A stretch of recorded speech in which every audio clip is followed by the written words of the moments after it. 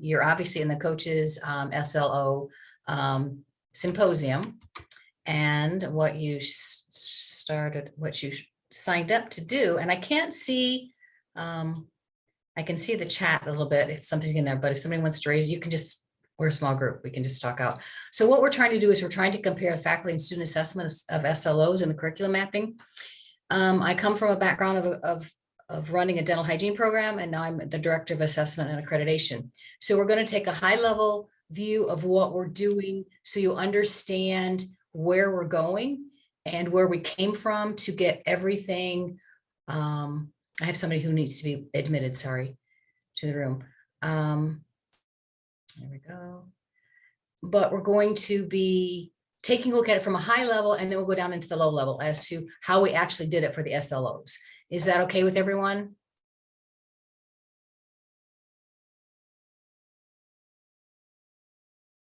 I'm assuming so, so we're going to move forward. Okay, so let's see, let's go here. This is not working quite like it should, but there we go. So here's my educational background. I'm a certified dental assistant. I'm a public health dental hygienist. I'm a dental hygienist, and I have a doctorate in higher education, higher education leadership. I started out at the college I'm at now.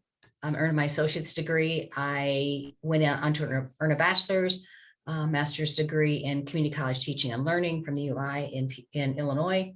And then at Maryville, I earned my EDD. I also have a certification in Quality Matters teaching online, because I think that, when COVID hit us, we all had to do a turnabout face and figure out what we were going to do. So that really helped me out a little bit. So that just gives you just a little bit about my background. And thank you, Yvonne, for saying yes. So that's just a little bit about me. This does not work with my computer for some reason. I apologize. There we go.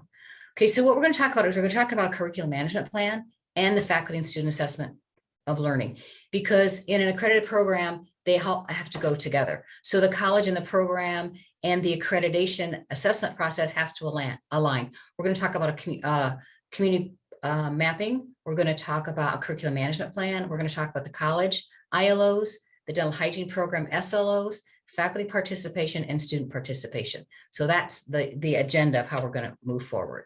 So the why, well, everybody wants to know why. Why are we assessing? Why are we doing this? Because the students say, well, it's nothing. Faculty say, well, I don't want to do this because it takes so much time. So the why in this for me is that we need to submit data. Let me back up one second. Our faculty contract states that faculty have to submit an assessment report twice a year. So it's in the contract, they have to do it. So that also helped produce some richer assessment. And then it becomes, what are we going to do with that assessment? We'll talk about that later. But the why, in that everyone has to contribute, then this provides an opportunity for all faculty to learn about courses across the curriculum, not just necessarily dental hygiene or OTA or in the sciences or AIT, it's everywhere. And then what this happens is when you do all of this, and the action provides a continuity in the course assessment and program planning process specifically for dental hygiene. So when we engage all of our faculty, it makes it so much better. So when we have a curriculum management plan would almost be like an overarching goal, like if HLC comes in, it would be like your institutional effectiveness, perhaps.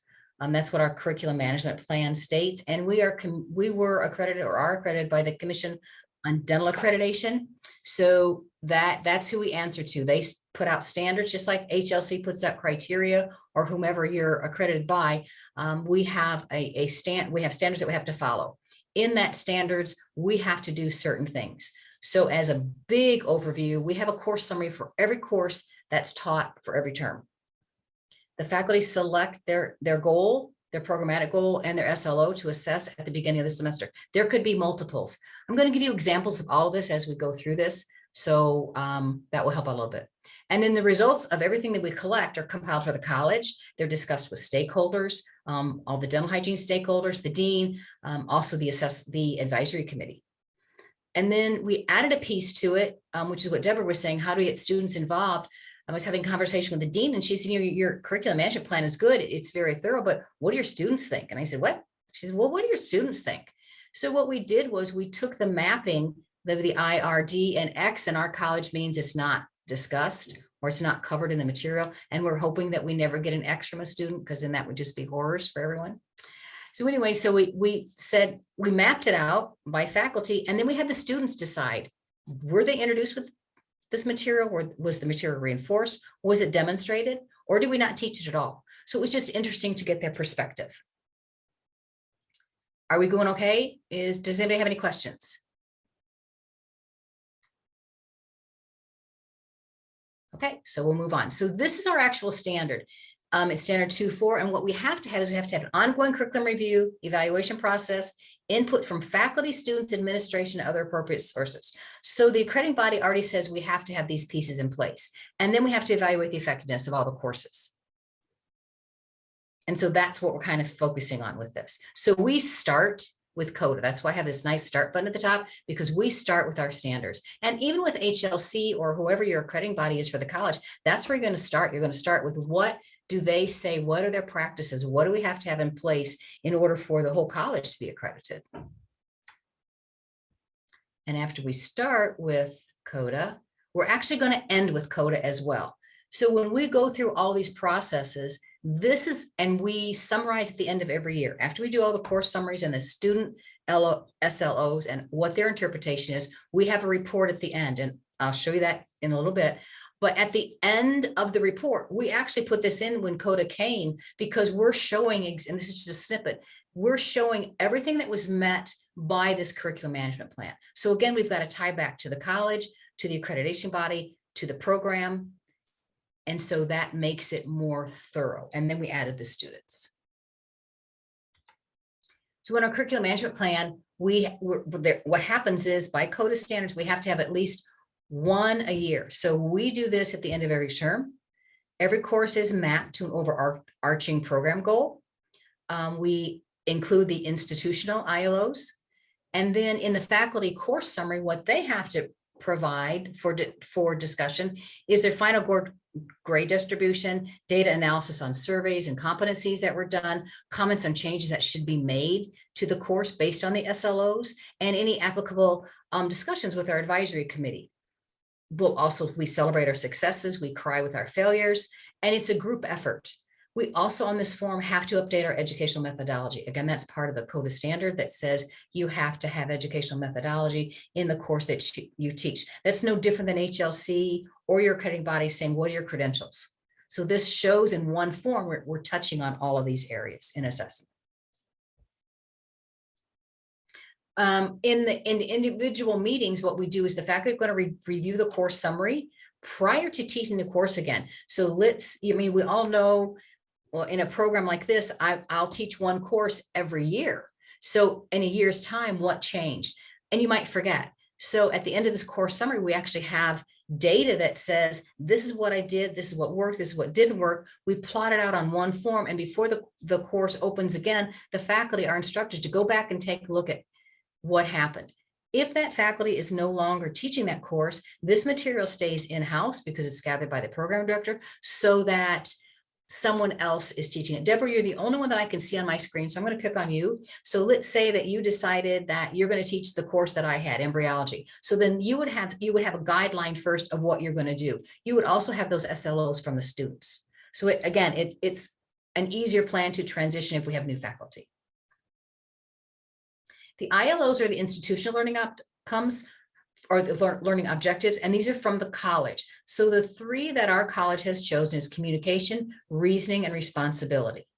And in our program, what happened is the CLOs are mapped to the appropriate ILO for the college, and it's included in every course syllabus.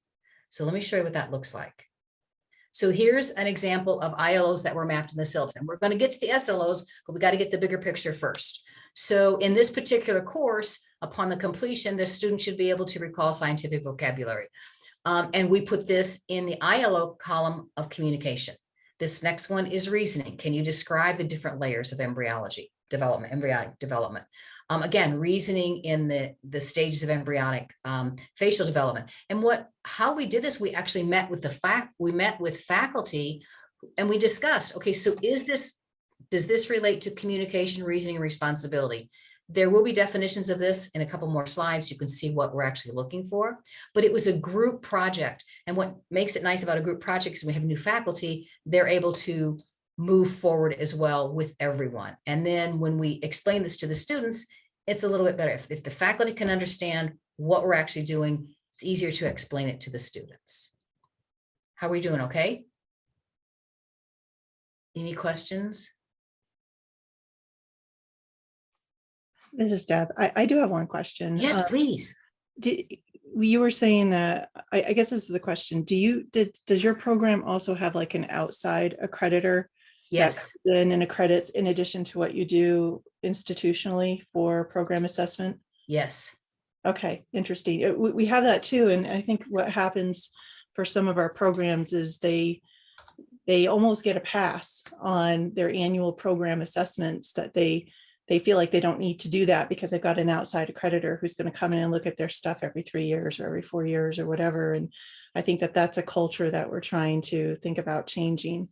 And I like this slide you have up on how the course outcomes match the institutional ones. That's like a hole in some of what we do that I don't think is happening. So I appreciate that. Thank you. Thank you. I think that also what helped is to put it in the contract that faculty have to contribute. So you're absolutely right. We have a lot of pushback with the accredited programs, third-party accreditation, that say, you already have to do this, so why do I have to do this again?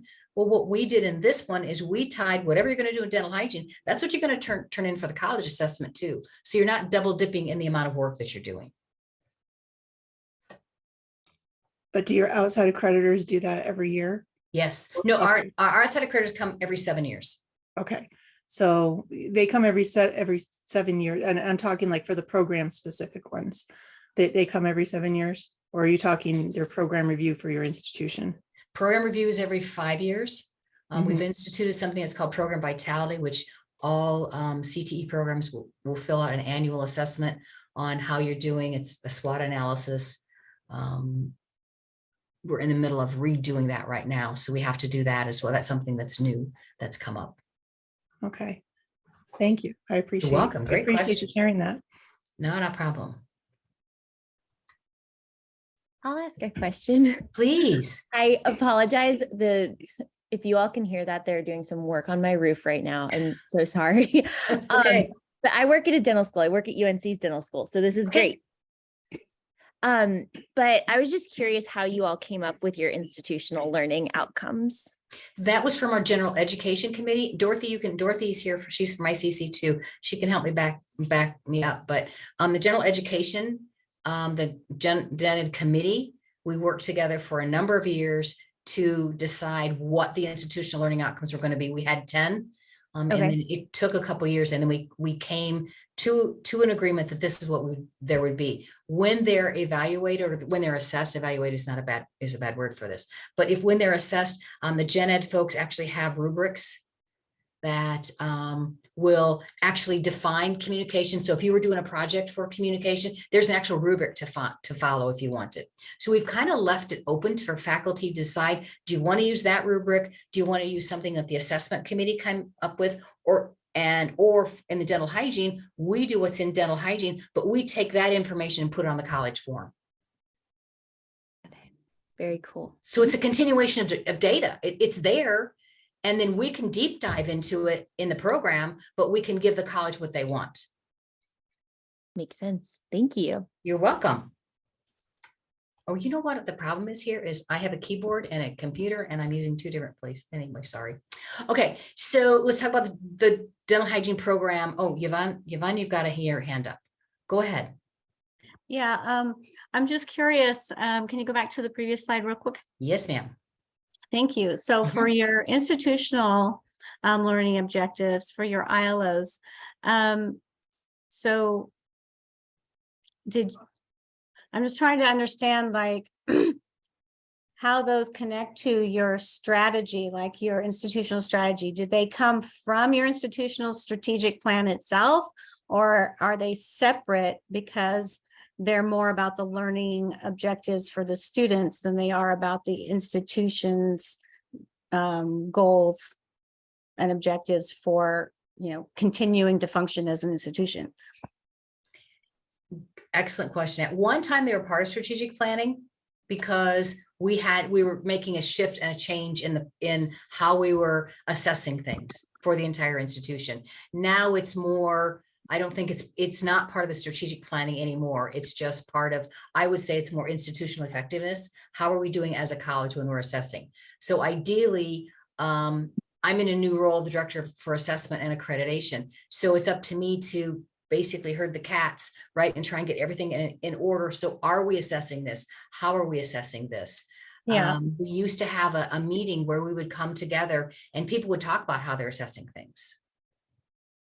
So everyone could learn. Yeah. Well, I thank you for that clarification because I work for a community college and we're going through the process of aligning our outcomes and basically having a consistent process.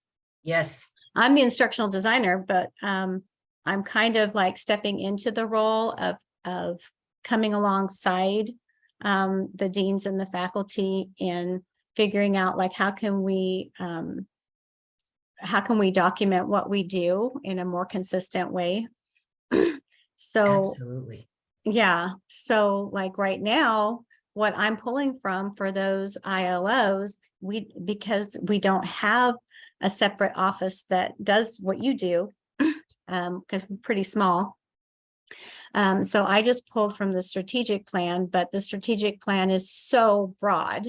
Right. And it's so focused on, like, who are we as an institution? How do we fit into the community? What's our 10-year plan, all those things. Well, those don't necessarily directly correlate to what do we want students to learn from our, Right.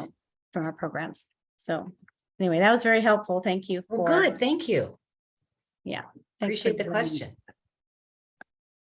Okay, so now what happens is we actually have 5 goals in the program, even though 4 are listed. The 5th one is graduates will. So graduates will graduate in 2 years. They'll pass board exams and that kind of stuff. So that's why we don't assess that in the program. We assess that with surveys and data like that afterwards. So we didn't map those. So basically upon graduation, students will be clinically competent. They'll demonstrate communication skills, they'll develop critical thinking skills, and they'll model professionalism. Where this comes from, for those of you who are not dental, is there's a large organization called the American Dental Education Association. We call it ADEA, and they have competencies. So for someone who's starting a program or a new faculty member, you can actually go to this document. It will say, if you're going to teach embryology and histology, these are the things that we suggest should be in your curriculum. That doesn't mean it has to be, but it gives you a guide. So they also will provide competencies of, and we're going to get into them, of what you could measure then. So if you decided in clinical skills, they give you statements that, does that work in your community college? Does that not work in your state university? Where does it work? So as a faculty, we met and said, okay, let's do this different and let's map this together. Do we think this works in the program? This doesn't work in the program. Because if we don't know what we're going to assess as a program, then how we're going to help students learn? Which is the bottom to everything, is how are we going to know that students are learning? This is an example of the students will be clinically competent. So we're going to say that they have to demonstrate professional code of ethics. They have to adhere to federal, state, and laws. These are just examples of each one. We have more for each one. So from here, what we've done is we've taken the goal. These are our SLOs. And now we've mapped them to courses. Okay, so what courses in the curriculum are going to apply a professional code of ethics? So we've decided it's as a faculty together. So again, now the whole faculty is talking about assessment. So we've decided that in these courses, this is what we're going to use. And if it says test, I know a test is not an assessment, but it drills down to actually test questions. Usually it's an essay question that's asking for an explanation of something. So this is just an example of how we do this, but we do this with every single goal and with every single SLO. Is everybody with me? I have a question. Yes, ma'am. So in the column for outcome, which outcome is that? Is that a course level outcome or a program level outcome? This is a student level. This is a program. So the goal is the students will be clinically competent. So this is an SLO. Students will apply a professional code of ethics. Right. So And I understand that it's an SLO, but is it an SLO based on the course level or based on the program level? This is, now we've broken it down to course level Okay. into Thanks. the first semester, second semester. So where's that going to be measured? Right. So it's more discrete than the Yes. program. Okay, awesome. Thank you. You're welcome. So then what happens is this is actually taken from a syllabus. So we put into the syllabus right now this so that the students understand. So this is what, when we, day one, when you go through the syllabus, and they have 10,000 questions. We also throw this on them. They say, at the end of this course, we're going to ask you to tell us if we introduce this topic, if we reinforce this topic, if we demonstrated this topic, or if it didn't get covered at all. So we prep them in the beginning to say, you're going to rate it somewhat like rate a professor. You're going to go in there and say, you're going to see what you feel we taught you. So we're getting the students' interpretation. And what's really nice about that is if you have, you have the one student who is always there and has so much more experience than someone else, and you have the tail end student who's struggling to make it through the program, hearing that person who's struggling is actually more valuable to me, because I can see where are we missing those gaps. How is this equitable learning for everybody? So when the students measured it, and I have examples of that coming up, some people, there were a high level that disagreed with what the faculty said. So then we talked to the students and say, hey, why did you say that? So we got a different opinion from the students on what we were doing. So now we get to the mapping itself. So this is, and I've split it in two so we could see it a little better, but this is our curriculum map. So we start out with the summer. They have to take courses ahead of time in summer in order to be in the program. These are the fall courses. And we also have the gen eds in here. We have a hole in our assessment right now that we don't have a connection between how do I know as a dental hygiene faculty how my student did in COM 110, except to know that they got an A, B, or C.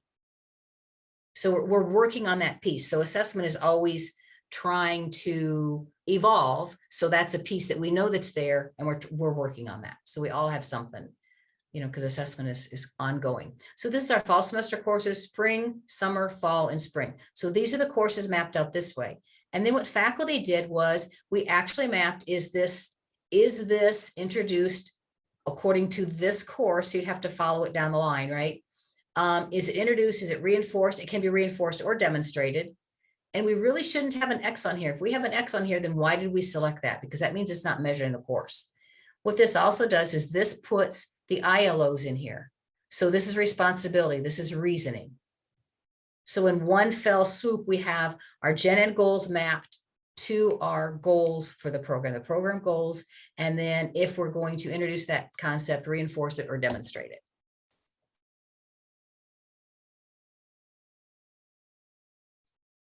So now we have that done. So now the faculty have to do a course summary, and you'll see how this all plays together. So this course summary has to be done about 3 weeks after the course is finished. In the course summary, you have to have course content, you have to have topics, you have to have the syllabus, and this is a time for faculty to show off their course. And everybody loves to show off their courses. Like, oh, I did this. It was so cool. I brought in A, B, C, and D, and the students really liked it. And then that feeds discussion for the program. And that helps us understand, was everything that we have, is everything we thought is in the course? Or it also provides a continuum. So let's say that Yvonne, your name is on my screen in front of me. So let's say that Yvonne is teaching something in her course and I'm also teaching it in my course. This is a time to go into that and assess, do we need duplication? Or is Yvonne introducing it and I'm reinforcing and they're demonstrating it then in clinic? So it gives everyone an idea of what's going on in the program. This is what the course summary form looks like. So we've broken it up into pieces, obviously, and there's a whole definition of how it plays into the curriculum management plan, but that's a level that we don't need to do right now. So the course, when it's offered, who was the instructor? What was your grade distribution? And here's how we tie the ILOs. So which one did you select to measure for your students this semester? And how did you do it? So this next line, so the faculty has to go in here. I'm going to select communication. So let's say it's a clinical course and we have something on oral hygiene instruction, which is how to brush your teeth for those non-dental people. So what assessment, what competency do we have in place? What process evaluation do we have in place that we could gather data on? How many students passed that? How many people took, how did it take them more than one attempt? That type of thing. So that's how that is met. Then there's more information in between here, but now we have to select, the faculty has to select which dental hygiene program goal was met in the course. It could be all of them. And what the faculty then have to do is they have to identify one goal and how they measured it. And all this information is continued in this form because it's a fillable form, but this information then goes to satisfy the requirement by the college in the contract that says, what did you assess? It can come from here. So it's a one-time entry. At the end of all this, we take every single course and we put it into a database. So for every course, let's say that we selected this. If there was a measurement tool, it was the benchmark, whatever it is, we document this at the end of the meeting. Did we meet our goals? Did we not meet them? If they were unmet, what action needs to be taken? So it's all on one form. Remember when I showed you the CODA standards that were at the bottom of the form? It's at the bottom of this form. The next thing we do before the CODA standards is there's an action. So for the SLO, the benchmark, was it met? Was it not met? Further action needed. So then we do an explanation here of what we found at the end of the year or when we reviewed this form. So that's what was happening before. So when we added the piece now for students, and we just started this in the spring of 2022, so it's really new. So we decided that we're going to gather, my lights are flickering in my office. The data was going to be gathered and included in the CMP for each course. Students were going to be provided the assessment, directions, and ICC definitions for what those terms are, IRD, X. And the unknown going into this is how will this data inform faculty? Are we just having to do something else, right? Which is always a problem. What adjustments can be made if on a course, if the students identify the SLO was an X?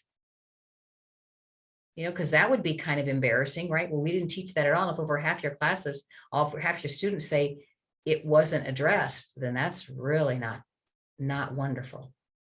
And then with different cohorts, I have this bar. I don't know if you guys can see this, but this bar is in my way. So what will different cohorts or students assess? Will they do it differently? We all know that when you're teaching, you can have the class of 2023 be wonderful, or even if it's gen ed, it doesn't matter. This class is wonderful. In the next class, you're like, oh my gosh, you know, what's happening? Why is this not working? So is that going to play into the dynamics of the cohort? Is that going to play into the dynamics of the results, which it will, but you can't keep switched around the IRDs. We have to come to some type of agreement on how far we're going to take this, because we could take this down a rabbit hole that you just don't come out from under. Okay, so this is what the students are provided. So this was this particular course. I'm going to move some of my stuff around. So this is what we say, this is how we introduce, this is what introducing is, this is what reinforcing is, this is what demonstrating is, and this is the definition for if it's not in the course. So the students are provided this in the syllabus. We talk about it so they know it's coming. And then what they have to do is they have to map it. So in this particular course, this is what we decided. This was the SLO, and this is what we were going to use. This was our tool to benchmark. And faculty have already decided if it's an IRD or X, but now the students get to.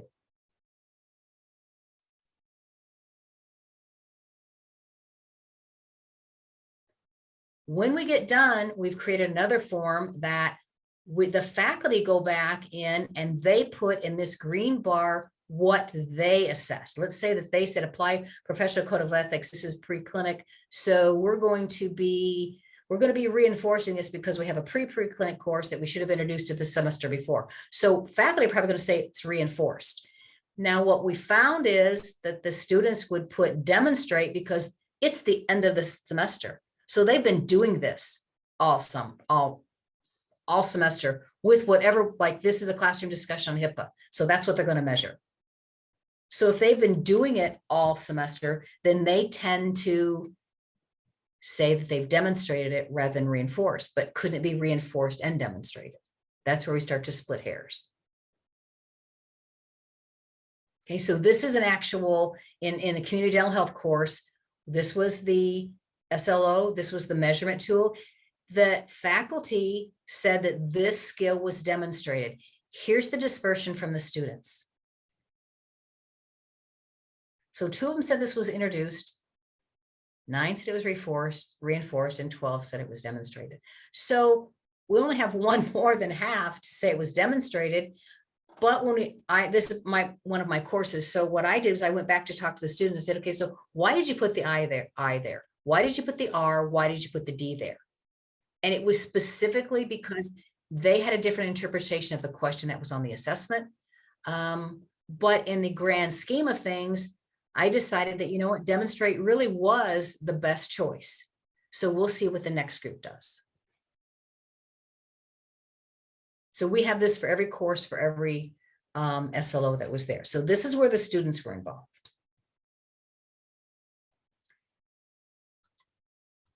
Get this going. There we go. So what lessons did we learn? First of all, this takes a lot of time. I should have put that first. It takes a lot of time to do. But we discussed this, that it's coming up at the end on the first day of class. And what we need to do is we need to do it more often, because it's just like a new faculty member who is new to assessment. The students don't get it. They don't understand it. So we need to guide them into, not to give them the same answer that we do, because who remembers what they mapped? Let's be real. When we're teaching a class, we're getting everything else ready. We didn't necessarily know where we mapped that. So it becomes an eye opener for us as well. So that's the first thing that we have to do this multiple times. We need to discuss the terms I, D, R, and X. And again, we have to do it more than one time. We have to have calibration of faculty more than one time. We have a lot of new faculty right now. So as you know, with new faculty, they're so concentrated on teaching, they don't understand the assessment piece. So again, we have to bring this forward and talk about, this is assessment, this is what we're doing, this is why we're doing it. And then what we also discovered is that the discussion of each assessment. So one said something, a HIPAA assignment. So that assignment probably needs to be talked about a little bit more, why it was chosen to meet that why that was chosen to meet in the program goals and the SLO, why that assignment was chosen, and to define it so they understand a little bit more. Again, you're trying to guide them. You're not trying to guide them and pick their answer for them. You're just trying to help them see where that might align within the program. What I also discovered is to do this really well and to be able to get better feedback, I think that what has to happen is, I think that a whole class has to be dedicated to this. So you could actually talk it out. You could have all 24 students in the room and say, okay, so, you don't have to say Yvette or Dorothy, you don't have to raise your hand and say, what's happening here? But we might be able to explain it. Say, well, I said this and you said this. And again, now the cohort of students is discussing that particular assignment. And this really has only been deployed twice. So we really don't have a lot of data to know if it's working or not. So did we get where we're supposed to go to? Do you have any questions? And what suggestions do you have for improvement for this? That's your task. And then I have one more slide, which is just to thank you. And I'll stop sharing and then we just have a discussion. So what do you think?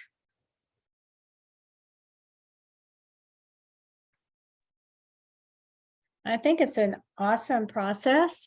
I think going to it's time consuming from a change management perspective. Yes. I can see how that would require a lot of front loading, getting buy-in at every level before you actually implemented it. at least at my institution, because I can see how we could end up with pushback to the point where it just stalls out to try to implement something that is that I hate to use the word the term labor intensive, but it is. It Yes. sounds like it is. Mhm. But it seems like it's a process that's more labor intensive on, when you're first implementing it and first, getting people used to it. And then over time, it just becomes a part of, this is just what we do. This is how we do what we do. Mhm. But that process of getting from what we do now and the way we do things now to now we do it this way, I think would require a lot of change management planning. It did, and let me address that, and then Barbara, you can ask your question, but the way we got the motivation to do this was the program was when accreditation site visit, you get a recommendation. The program was cited twice, which means for 14 years, they were cited on curriculum management. They just didn't understand the pieces. So I went to a D and I said, what do we have? What can we put in that's very inclusive? So if they didn't want to get cited, because when you get cited for this, it's a 2-year fix. Because they're going to want reports and reports and reports to make sure you're doing it. Well, once we got done with the report, and then we stopped doing it because we went back and change management, right? We went back to what we knew. Okay, so we did it again and they got dinged again. So now this is in place, but it's in place because I was the program director and there was no choice. We had accreditation coming. If we didn't want to have a 2-year report, that was the motivator. So yes, you're right, Yvonne, you have to have a motivator. Yeah. Yeah. Barbara, you had a question.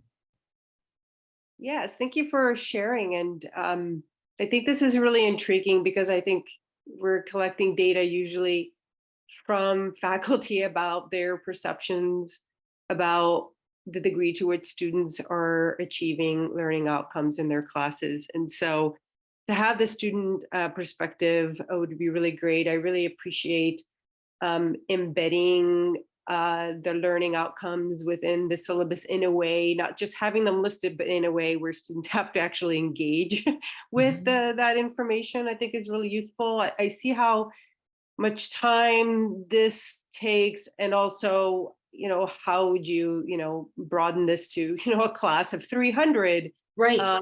Right, in looking at the data. But I'm wondering, because looking at the variation in the responses and not really knowing, how they're interpreting that learning outcome, especially if they're not discussing it and getting on the same page throughout the course. But I'm wondering if, because you mentioned maybe it would take a one class activity to do the assessment and talk about it, but I'm wondering also if maybe the task of the class could be, if it's a smaller class or do it in groups, to come to a consensus. Yes, like absolutely. Have them not turn in like the individual pieces of data, for student, but have them do it individually, bring that to class, and then have a discussion as a class about it and come to consensus. That's excellent.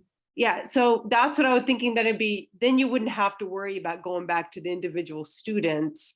Rather, you'd be like, okay, they came to an agreement, and then, the faculty member could also hear of like, oh, I see why they're not convinced that it's at that they've demonstrated this as particular outcome. So yeah, I'd love to know if you'd share your worksheet or Absolutely. Yes. yeah, so we could reach out to you. Appreciate it so much. Thank you. And then what will happen is they'll post it, because as all teachers, I was correcting it like 10 minutes before I went on. And I got to do that, so, but they will be posted. So yes, you will have copy. And then if you really want the actual assessment itself, just send me an email and I'll send you that. That's not a problem. Great, thank you. But the slides will be shared. Is there anything else? Because we're at about a minute, because this goes till 12:45. Is there anything was this like not worth your time? Was it? Kathleen, quick question. Yes, please. What you're looking at it from a technical perspective. I'm going to be looking from Gen Ed. Yes. Do your Gen Ed courses do anything similar to this at your college? Yes, they do. Yes, they do. And there is a rubric. And so we've been in a vacuum, COVID and everything else. So what did happen was there was a meeting that you could go to, that you could volunteer, faculty could volunteer to be on the committee. And you would literally get artifacts from, if someone said in Gen Ed, this is an English course, then the Gen Ed people would be there with their artifacts, and everyone would not necessarily score them, but figure out what the general consensus was on the Gen Eds. Okay. Thank you. This was And so very you're interesting. welcome. So we're trying to get back to that. Great, great. Thank you. Great, thank you. Well, I appreciate you taking all of your time. And if anybody has any questions, you have my email. Like I said, the slides will be posted.